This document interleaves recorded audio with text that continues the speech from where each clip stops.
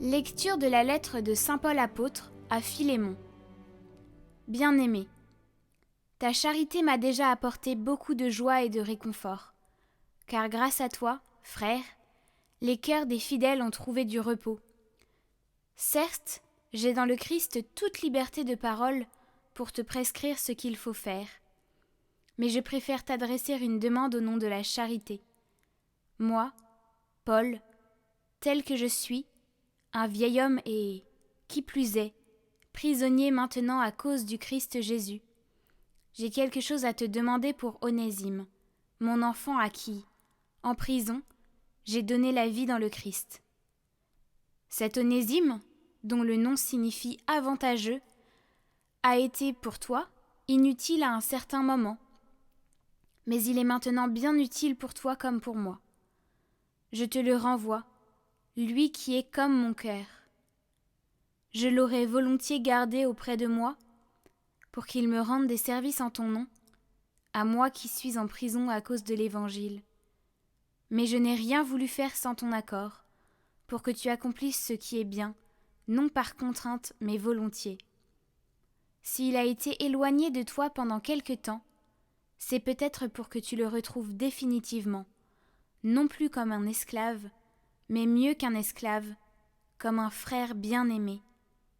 Il l'est vraiment pour moi. Combien plus le sera-t-il pour toi, aussi bien humainement que dans le Seigneur. Si donc tu estimes que je suis en communion avec toi, accueille-le comme si c'était moi. S'il t'a fait du tort ou s'il te doit quelque chose, mets cela sur mon compte. Moi, Paul, j'écris ces mots de ma propre main. C'est moi qui te rembourserai. Je n'ajouterai pas que toi aussi, tu as une dette envers moi, et cette dette c'est toi-même. Oui, frère, donne-moi cette satisfaction dans le Seigneur. Fais que mon cœur trouve du repos dans le Christ.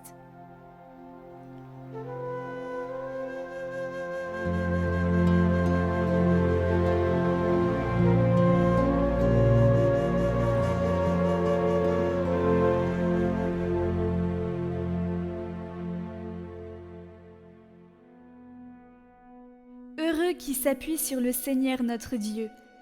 Le Seigneur garde à jamais sa fidélité. Il fait justice aux opprimés. Aux affamés, il donne le pain. Le Seigneur délie les enchaînés. Le Seigneur ouvre les yeux des aveugles. Le Seigneur redresse les accablés. Le Seigneur aime les justes. Le Seigneur protège l'étranger. Il soutient la veuve et l'orphelin. Il égare les pas du méchant. D'âge en âge, le Seigneur régnera. Ton Dieu, ô Sion, pour toujours.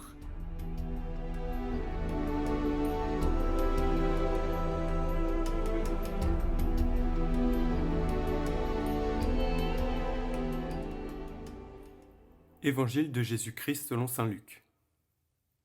En ce temps-là, comme les pharisiens demandaient à Jésus quand viendrait le règne de Dieu, il prit la parole et dit : La venue du règne de Dieu n'est pas observable. On ne dira pas : Voilà, il est ici, ou bien il est là.